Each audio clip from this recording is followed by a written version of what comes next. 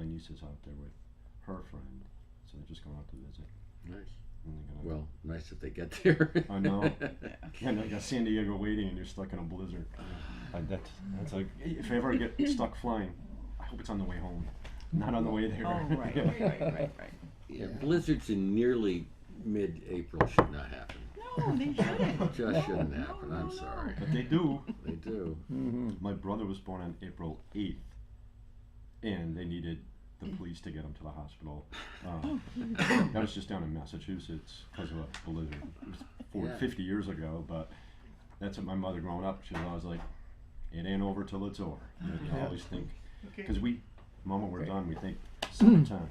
We had the famous this is from- October snowstorm. Remember that? Oh, yeah. Oh, yeah, yes. Okay, well, here we are. This is the CABB Notes for, what's this, April April. 2019. And we have some experts on what's going to happen in Bennington this summer to talk to us. We have Flynn and John and Eric and Mary and Morgan. Morgan. Morgan. Oh, Morgan down there. Why don't we start with you and tell us what's all going on with the rec center and what we can anticipate for the summer. All right, so my name is Morgan Flynn. I'm the Aquatics and Youth Programs Manager at the Bennington Recreation Center. I'm actually contracted out through the Berkshire Family YMCA, which has a management agreement with the town of Bennington for a year, just to kind of focus on some programming that we could really bring into the town. So from some youth summer programs, we're offering Kids Night Out, which is a program that's already started. It's been in effect for a couple weeks now. It's for kids ages 7 to 12, and what they can do is parents can drop them off and on Friday nights, and they have pizza, they swim, they play a game, they do a craft. Just a couple hours to get the kids out of the house, give mom and dad maybe time to go out and have a date night, or be able to do some shopping. So just something that's been beneficial for parents and kids. And I have to give a shout out to our Monteux pizza, because they've been donating 4 pizzas every night, and they're going to be doing that for the rest of the program now. And we plan on doing the program all the way through the summer and into the fall. We have Healthy Kids Day, which we were just talking about a couple minutes ago, which is going to be our Easter egg hunt on April 14th. And it's going to be at the rec center this year, which is a little different. If you guys recall, it's always been up at Willow Park. It's where the town's always hosted it. It's now going to be at the rec center to kind of focus on a lot of the assets that the rec center offers to the town. It's going to be on the fields. We're going to have some games there as well. The pool will be open. So there's going to be a lot of things to do on April 14th. We're going to have a DJ. And so Healthy Kids Day is actually an aspect brought on through the YMCA that lots of YMCAs around the country all do around the same time. So it's really cool to see a lot of families focused on healthy living. And there'll be tours given to the rec center, and lots of games offered from Rise Vermont. We have a summer camp that we're offering, Camp Green Mountain. It's an all-day summer camp where you can drop off kids around the same time that you drop them off for school, around 7:45. Pick them up around, I think it's 4 o'clock. You can pick them up. Wow. And then the kids will have the swim times, outdoor games. There's crafts inside and outside, weather dependent. And then they'll have a fun-filled day at Willow Park once a week. So we do still utilize the parks, even though we are trying to focus a little bit more on the rec center at hand. T-ball's back. We're bringing the T-ball program back to the rec center for ages 4 to 7. They learn the foundations of baseball and what it's learned to be like on a team, because it might be the first team that these kids really get to be on. So that will be really cool to have back at the rec center. We have a sports exploration program that we're offering.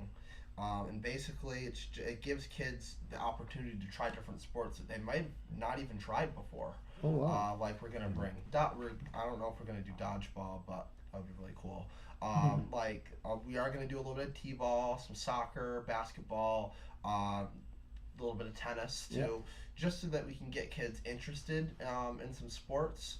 And then when they get to be a little bit older, then hopefully they'll be wanting to join a team like all the ones that Mount Anthony offer. Yeah. So Destination Discovery is basically it's like they can create different crafts and stuff like that, like no bake cooking, tie dyeing, gardening, experiments, and so these programs I'm offering like Destination Discovery, the sports exploration. They're going to be 8-week programs that we're offering on either Monday, Wednesdays, or Tuesday, Thursdays. And in addition, we have an outdoor exploration program, which is basically just like nature walking and stuff like that. So we're providing a lot of options for kids that might see what they like in different ranges, like the Destination Discovery. Some kids might like the outdoor exploration and sports, so they can kind of pick and choose what they like to do. So that's all around youth sports. If you have any questions on youth sports, you can always call the rec center at 802-442-1053, or you can email me at mflynn@bfymca.org, and I can forward any information your way going forward. And we hope to see lots of families on April 14th, this Sunday, for the Healthy Kids Day. And then just quickly on senior center highlights, SASH is bringing back Tai Chi, and you can call to reserve a spot in the class for this fun fitness opportunity. SASH is hosting a flower arranging workshop, and it is fulfilling fast, so if you're interested, call the senior center. And if anyone doesn't know, the senior center is located on Pleasant Street, right in the same area as Walloomsac Apartments, and they don't charge, and it's 50 and up. So if you're over the age of 50, they offer a lot of programs that older adults would be interested in. Crescent Manor will be doing yoga, and it's in a chair, so anybody can really participate in that.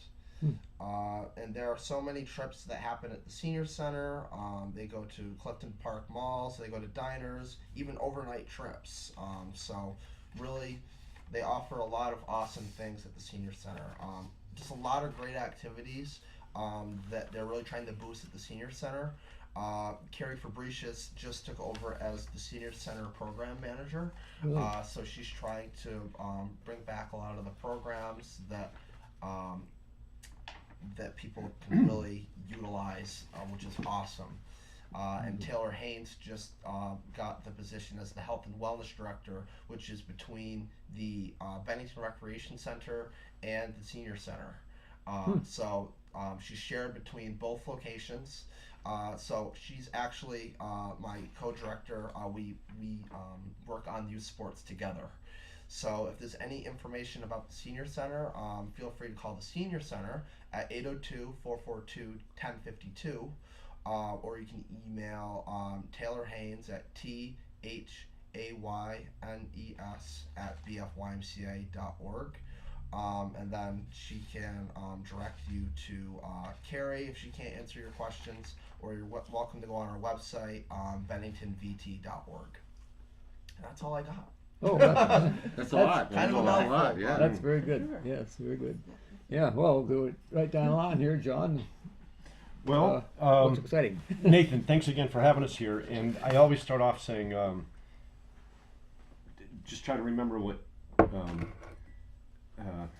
Morgan just told us. It's in one ear and out the other. But I encourage everybody always to follow. You have a website or a Facebook page or the Town of Bennington so page? you can go on the Bennington Rec Center Facebook page. And you can also go on benningtonvt.org. That's the town's website. You click on Parks and Recreation, and you'll see a lot of the programs that we're offering. My email's on there as well, so if anybody has any questions, feel free to reach out to me or any of my co-directors. Yeah, Oh, and, great. and I'm glad you were able to say yes to that because I didn't ask you ahead of time. But we also have a Facebook page, as does like Old Castle Theater and the Vermont Arts Exchange and the Bennington Museum and all of them. And that is the best way to always get notifications Yes, of all the yes. activities that are going on. Because today will be information overload. Sure. So betterbennington.com, we list on our website all the events that are happening. I take it back. A lot of the events that are happening downtown, plus links to all the organizations, so like Old Castle, the Museum, Vermont Arts Exchange, even the Village Chocolate Shop, and all the businesses that do events and activities. The Chamber of Commerce, the town of Bennington. There's so much going on, and nothing drives me crazier than hearing somebody say nothing's happening in Bennington. I know it. Even today, and a lot of this is, arts and recreation, there's 10 times more than what we're going to talk about today. So having said that, follow all the Facebook pages of all the organizations for the activities that you enjoy doing, and you'll always know everything that's happening. Big for us downtown, it's a couple of weeks away, is Mayfest. That's our big event of the year to kick it off. That's on the 25th of May, so it's just about a month away. Of course, it's all of downtown, and again, we have about 100 vendors, lots of food trucks. We're adding a little bit this year, as every year we try to, but in the parking area of Lenny Nichols' garage, which he always donates to the event, we're having a setup, and it's not a crafter market, but it's the outdoor summer market that we do during First Fridays. So we're bringing them down, and it's about 10 to 15 vendors. Andrea Grimsley operates that, so if you're interested in participating, it doesn't have to be handmade products. A lot of them are, but contact us and I'll get you in touch with Andrea to do First Fridays, Mayfest, Fallapalooza, and then she does them all year long. Somewhat like during the winter, they're indoor, a lot of times around the farmer's market time. So that's Mayfest. Winding the clock back, I'd like to send a shout out and a big thank you to Christopher Wright, who hosted the St. Patrick's Day Parade. Used to be TJ Carmody's 100 years ago. We kept it going for quite a few years. And then Christopher picked it up and did a phenomenal job. So that to me is the first event of the season. It's when we get out, aside from the winter events. But Vermont Music Series, they're in full swing right now with their winter music, the Basement Music Series throughout the winter. I'm not sure when this airs, but this Saturday, tomorrow night, is the Prescription, which is a big one in town, big group. They'll draw a big crowd, and that's at the Masonic Lodge downtown. Of course, Hemmings Motor News, follow their site for sure, because they have those amazing cruise-ins on Thursday nights throughout the summer. Huge crowds, lots and lots of cars, food, DJ. It's a great time, and it's free. Of course, I'll let you speak about Old Castle Theater. The Food Truck Festival last year, Sarah and Betsy started it for the first time in Bennington. Did you guys get down there at all? It was a Saturday. It's in September, so it's a busy weekend anyway. But it was a beautiful day and amazing turnout. By afternoon, if you weren't there, they were out of food. So this year they're going to be even more prepared. But this year it's on September 14th. Now that we closed down School Street for that, and that's where they host it. Get a hold of Betsy or Sarah, or through our office, we can give you that contact information. Vermont Green Up Days, the first Saturday in May. Town of Bennington organizes that locally. You can map out a street that you want to take care of, and they supply you with the trash bags. And we urge everybody to get out. I don't know. I drive around now because I'm a litter fanatic, and I can't even look at the streets because it's all the trash that's been buried all winter and nobody's been able to touch it. So it's our chance before the tourists come into town to spruce things back up again. Keeping in mind, South Street Cafe always has live performances on Thursdays at lunch and Thursdays and weekends at noontime. Midnight Madness this year is the 18th of July. Got a lot going on this. It's Bennington Arts Weekend every year. It's the first weekend in August. That's during the Southern Vermont Art and Craft Festival weekend. So that kicks it off. I'm thrilled to announce that we will have a new gallery opening up on Main Street in the location of Armstrong Jewelers. And that will be their opening weekend, which we have a lot planned for them already. They moved here from the West Coast. fell in love with Bennington. And that's a whole story in itself, the amount of people coming from the Colorado area to Vermont. Shout out to the state of Vermont for the relocation program. It's really paying off, and wonderful, interesting, artistic, outdoor recreation minded people, and this family is one of them. So I look forward to having that during Arts Weekend. A lot of live entertainment and activities taking place that weekend also. The outdoor marketplace that I mentioned, we do that during First Fridays. They'll be set up during the food truck event down at Lenny Nichols. They're there at Midnight Madness, and they're all over the town. So you'll see them, and they're doing really well and growing. The Battle Day Parade this year is on August 18th. Of course, the farmers markets every Saturdays 10 to 1. Funtastic Fridays, I think everybody knows about those. The Village Chocolate Shop do a phenomenal job every Friday, almost every Friday, July through October. We do our First Fridays on July, August, September, October. Fallapalooza, we're getting way out there now. That's in October 26th. Veterans Day Parade at November 11th. And Small Business Saturday, which hopefully everybody knows about. It's a national event organized by American Express to remind everybody to visit their locally owned shops and support the small businesses. And that event gets bigger and bigger and bigger every year. And in Bennington, we have one of the highest percentages for small communities that businesses participate nationwide. So hats off to all the businesses downtown and everybody who supports it. So that's BBC and downtown events. I encourage people, a really nice Facebook site. Chris Wright runs that too with his soon-to-be wife Holly, called the Bennington Blotter. They constantly, it's exhausting just seeing where they go. It's like, how do you get to 85 places per day? But they don't seem to miss anything. So if you follow the Bennington Blotter, you will never run out of things to do. They are 24/7 on the road, filming, interviewing, and sharing that information. We have a couple new entertainment spots coming to Bennington, which, in addition to all the ones we have, JC's Tavern, I think everybody knows, was recently leased out to new owners, and it's currently undergoing renovations. It's going to be reopening pretty soon with a beautiful, I don't know if you've driven by there, they've knocked down the fence. It's going to be a sidewalk patio cafe that opens up to their volleyball courts, and it's going to be the Dutchman's Tavern. A couple of local people bought it and have gutted the place, and it's going to be a really nice addition to that corner there. I think everybody knows about Miller's Toll, the supper club and the Martini Bar. This Tuesday, or not, I think it's April 16th is a Tuesday, they're hosting Story Night. If you haven't been to Story Night, it's kind of it's kind of like Moth Radio, Story Hour, and Forrest Bird is the host of that and the coordinator, and they'll be performing, I think it's April 16th at Miller's Toll. Check it out, really fun. If you haven't been to that, it's where people have to stand up, no notes. He gives a theme. The theme at Miller's Toll is chemistry. So all they have to do is pick a theme. The story has to be true to the best of their memory, and you're supposed to evoke an emotion as you tell I think it's 5 to 10 minutes you each have to tell the story. A lot of fun. Madison's, just don't ask me exactly when they're opening, but they're opening on Main Street. We were lucky enough to get another tour yesterday. Looking good? Oh my God, it's just over the top beautiful. They started off, they were going to just open up where Carmody's used to be. Why it's taking them such a long time.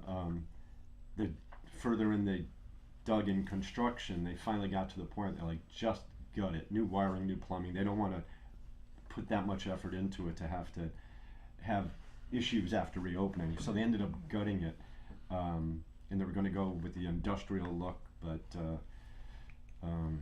Kim, who did all the design for him, Kim Wasik, it's the least industrial is not the word for it anymore. Urban chic is more like it. Just post and beam and giant beams like from barns in the area here, the slate floors, just spectacular.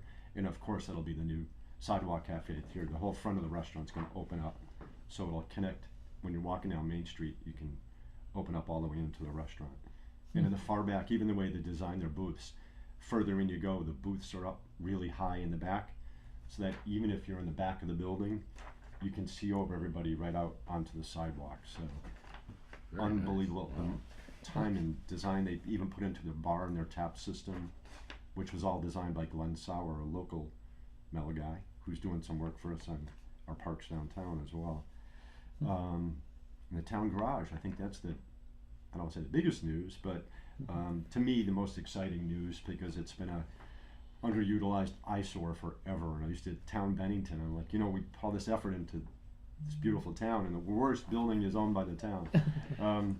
So they finally got all the trucks, the town garage, out of there, and hats off to our select board, a very progressive move. Instead of just tearing it down and paving it, because you can always use parking, they put out a request for proposals from anyone. What would you like to see happen with the garage? And local group submitted an RFP to open up a distillery that'll have liquor, and making it right in downtown Bennington, and a tasting room, and then as it progresses, adding food and entertainment to that place as well. The town's concern with the RFP is they wanted to support something that would bring people downtown. And this group, I think, which is most exciting to our design committee through the Better Bennington Corp, is they love that building, which is an eyesore to most people. They see the architectural significance, and they're going to put a lot of money into it. So what has been an eyesore for many years is now going to be an attraction in itself, but a really gem. That the design committee, the BBC, years ago, partnered with a local architect who went to school down in New York City, and he drew up a design for the building, and we all drove down there and watched him present it to his professor, and watched them critique it. And I always looked at it as an eyesore until all these design experts fell in love with the building. They knew the design, they knew the years, and ever since then I'm like, wow, I guess it really is something. So I can't wait to see the work they do on it, because it'll restore a building, which I'd much rather prefer than tear it down and build something new. Bennington Museum, of course, please follow them on Facebook. They just have so many exhibits and programs, and especially on the Vermonters Day or Bennington Resident Day. It's free. When some of these amazing organizations we have in town that open it up to everybody, please take advantage of them. I'm going to throw in Garlic Fest. I skip over that because that's not a downtown one, but that's a huge event that brings tens of thousands of people to Bennington. Always fun. And I think finally, the parks downtown. Merchants Park, everybody sees that under construction.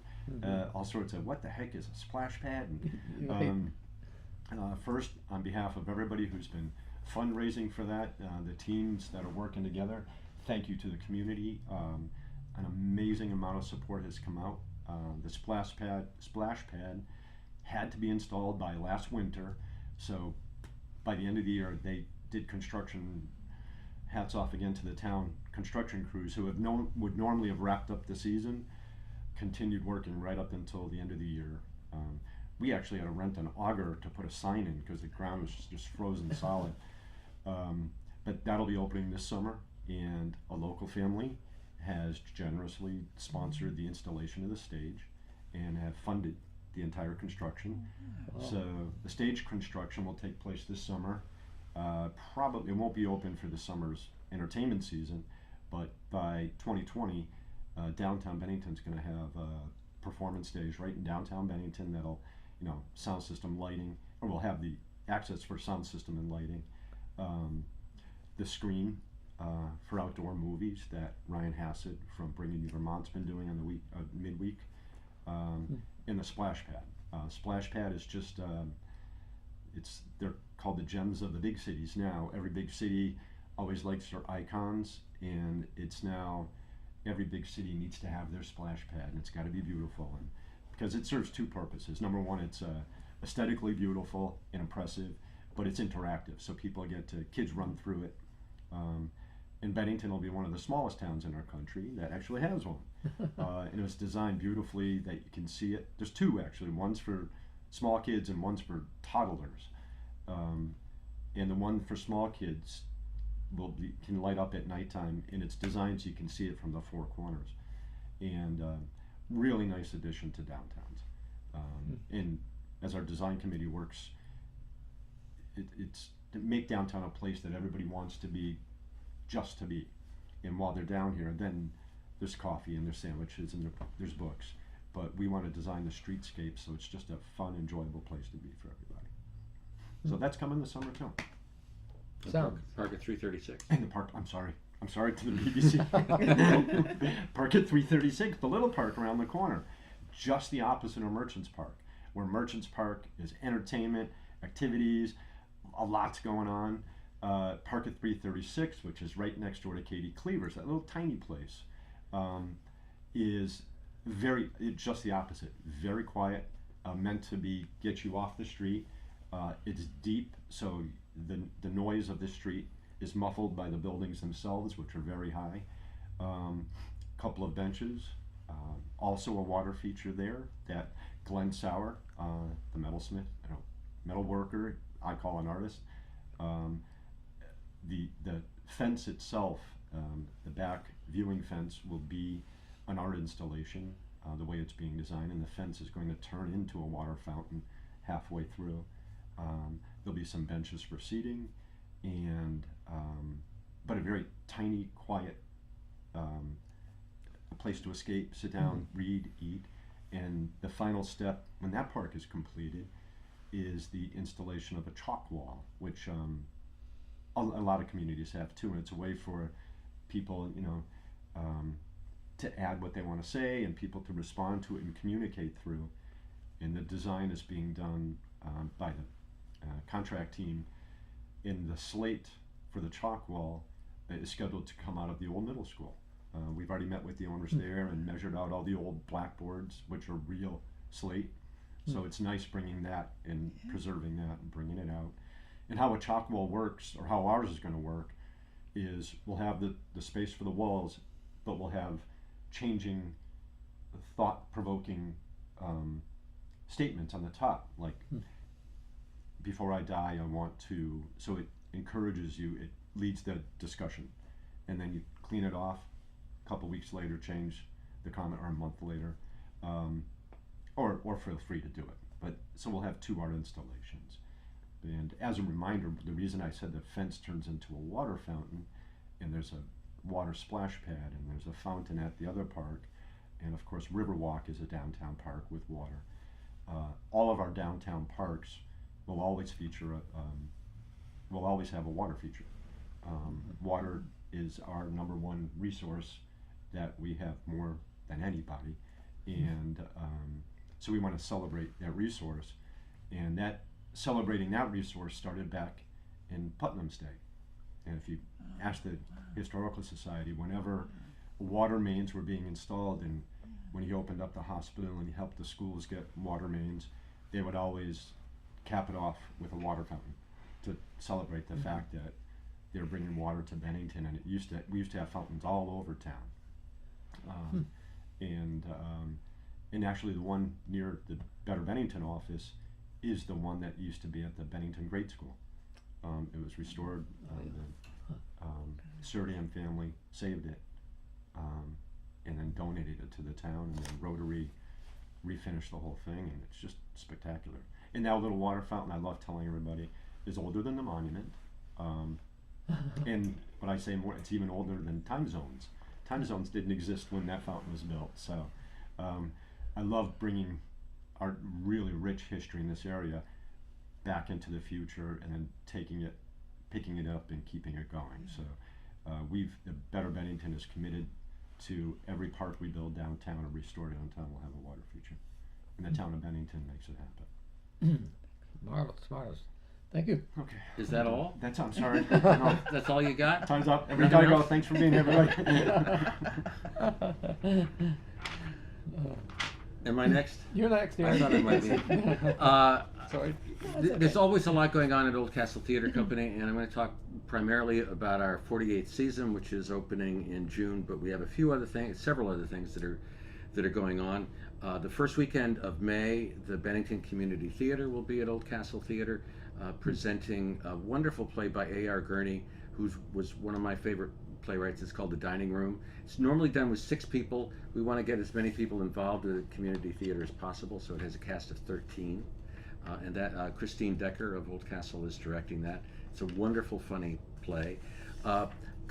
Last year, we had one of the, I think, best cultural artistic nights in Bennington's history when Philip Glass came to the theater, and he and Maestro Thomas Lawrence Toscano had an evening of conversation and music. And Philip played and talked about his extraordinary career, and we wanted to continue that. So this year in the fall, we don't have a specific date yet, but Alan Shawn, who is a composer and an author and a pianist from Bennington College, and his friend Bruce Adolph, who on National Public Radio presents Piano Puzzlers, which some of you may know, and Bruce is also a composer and an author, and so we are going to present them in an evening of music and conversation. They'll play each other's compositions and talk about a composer's life, etc. I think that'll be a fascinating evening. And on September 14th, John Davidson, the longtime television star, he was the star of, among other things, The John Davidson Show. He starred on Broadway, started national tours, made a lot of movies, was the host of Hollywood Squares, and I don't know if it was the $25,000 or $50,000 pyramid. And John now does a one-man show. And he told me at his age, he doesn't want to do anything but sing and tell stories. So he's coming to Old Castle Theater on September 14th, and he's going to sing and tell stories. And I've gotten to know him on the telephone a little bit, and he is just an infectious, fun person. I think it's going to be a great evening. The Old Castle Theater season this year begins on June 7th. The first play is by John Logan. It's called Red, and it's the story of Mark Rothko's paintings, which he originally did for the Four Seasons restaurant and got an enormous commission. At the time, it was the largest commission ever given to an artist. And as Rothko worked on the paintings, there are several very large paintings, he decided he didn't want them in a commercial setting, and he didn't want them in a restaurant where people are busy eating and not looking at his paintings. So he withdrew from the Four Seasons contract, gave them back their money, and Old Castle Theatre had a trip to London that I was able to go on. We brought a bunch of theatre folks to London and saw a lot of plays and went to museums. And one of the places we went was the Tate Museum, where Rothko's paintings are. And they're really extraordinary paintings, and I've seen a lot of paintings in a lot of museums. This is the only the only room in a museum where I know this has happened. Rothko wanted the lighting to be very subtle and not dark, but not light, brightly lit at all. And so you get a chance to sit or stand in this room, and you're surrounded by these enormous paintings, and you just sort of fall into them.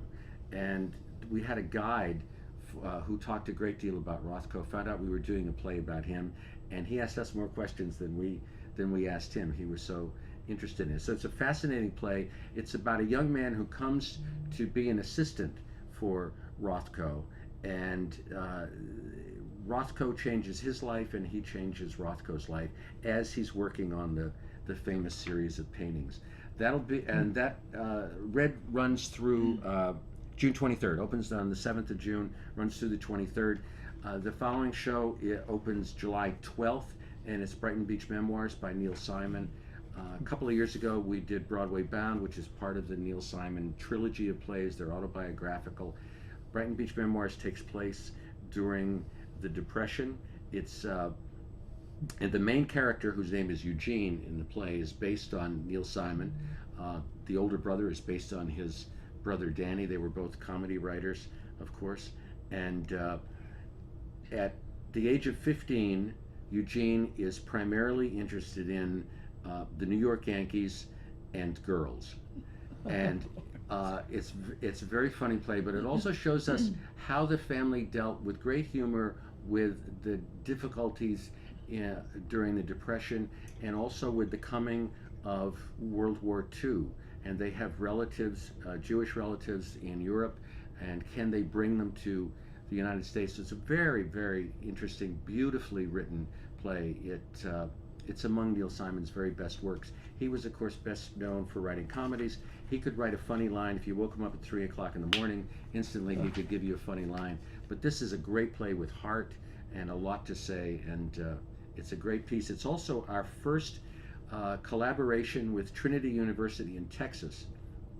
And there are a couple of young actors in the show, and Nathan Stith, who is an artistic associate with Oldcastle and has worked with us for 20-some years now. Nathan teaches at Trinity.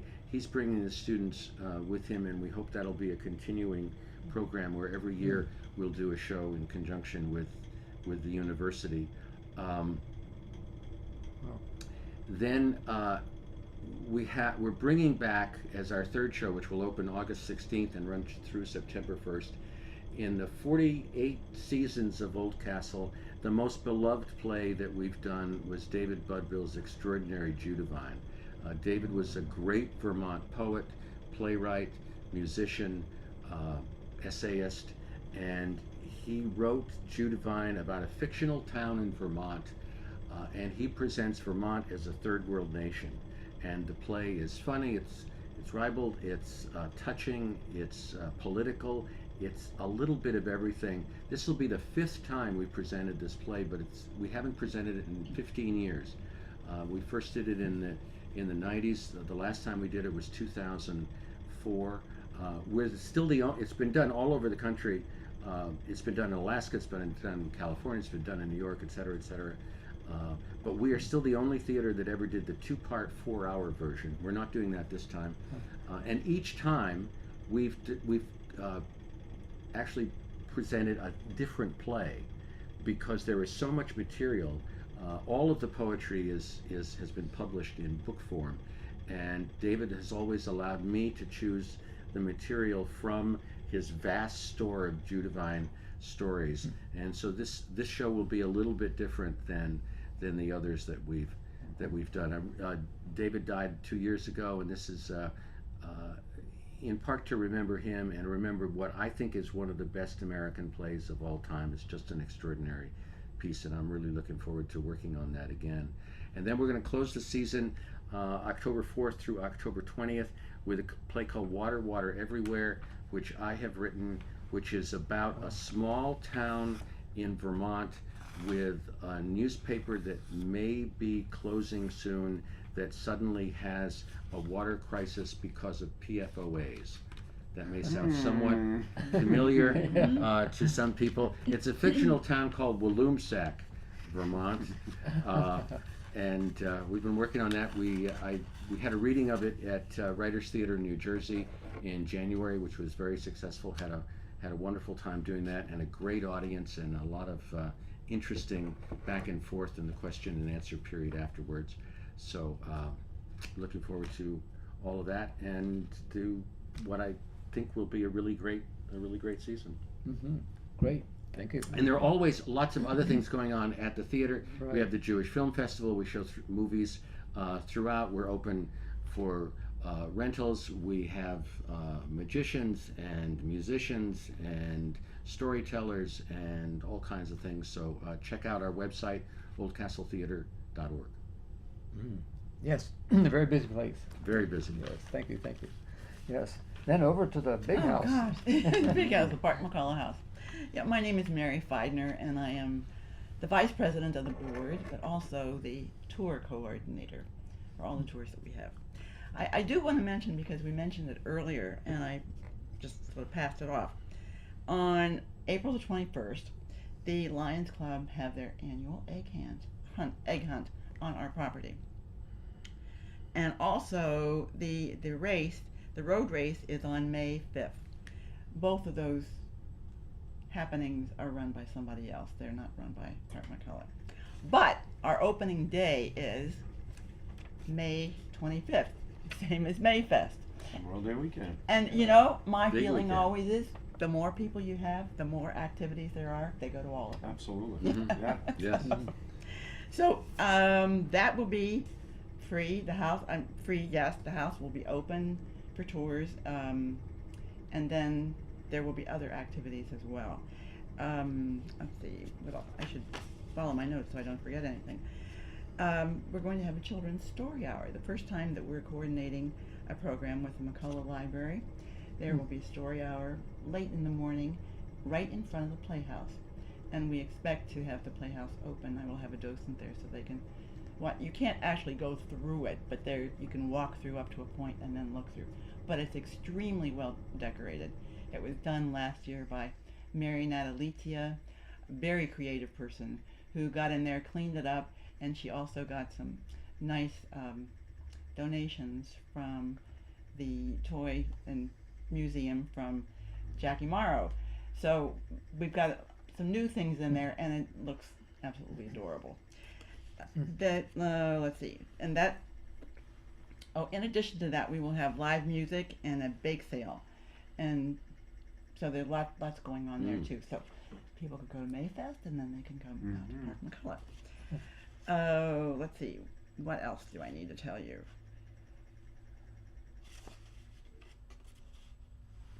Oh, our croquet season opens on June 13th and runs into August, and that's on Thursday evenings. And if you can sign up for that, and I should mention right at the outset, because everybody else did, we do have a website, www.parkmccullough.org, and also you can follow us on Facebook and Instagram. So same as everybody else, just get to your computer and we all set.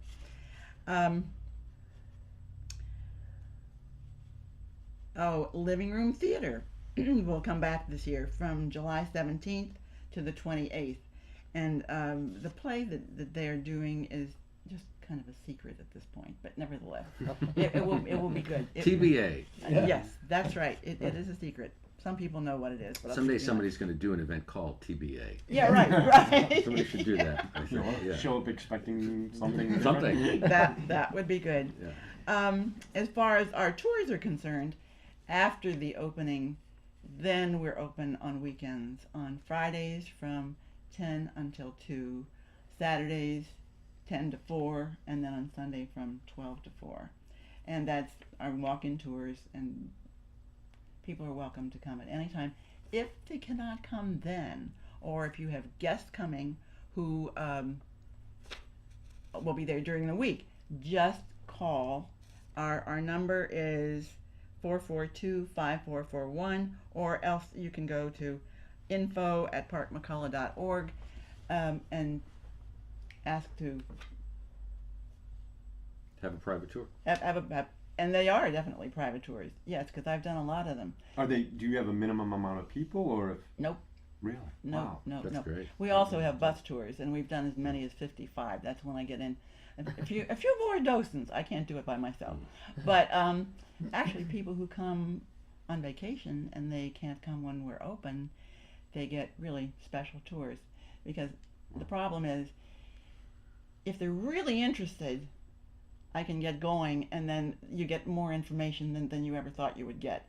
But they also ask questions, and that on the history of the house and the people and what went on there, so you get even a better tour than you normally do. There's so many fascinating stories. Oh, there are. Involving the house and the family that Absolutely. goes all the way to California and back. And they go on and on Yes. and on and on. Yes, yes. So, anyway, tours, always good tours. We also will have the Meadowy Theater coming on July 14th. It's in the evening.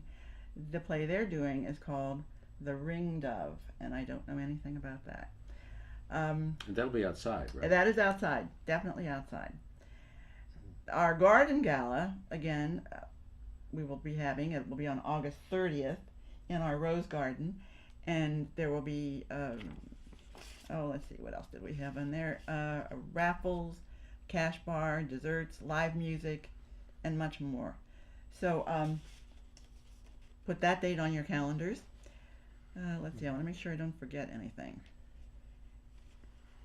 Oh, I did mention the croquet season. Mm-hmm. Yep, that runs into August, and that's really great because you not only get membership in the house and to other invites to other events, but there's a cash bar on Thursday evenings, and there's always food, but and it runs from 6 until about 8. Fortunately, we don't go too late in August, because if you go too late in August, it begins to get dark.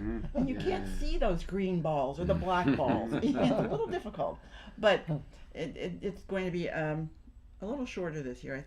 What is the ending date? Well, I don't have the exact ending date, but it's around the middle of August that we end. If anyone is interested in becoming a member, or you want to be a docent or a volunteer, you can always call the number that I had given, 442-5441, or you can go to info@parkmccullough.org and,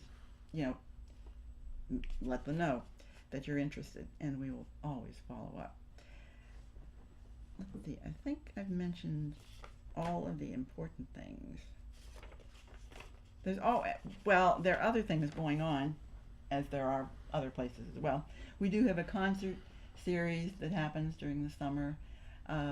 Local artists and some people you've seen before will be performing. And then there are other events. And of course, we do have weddings.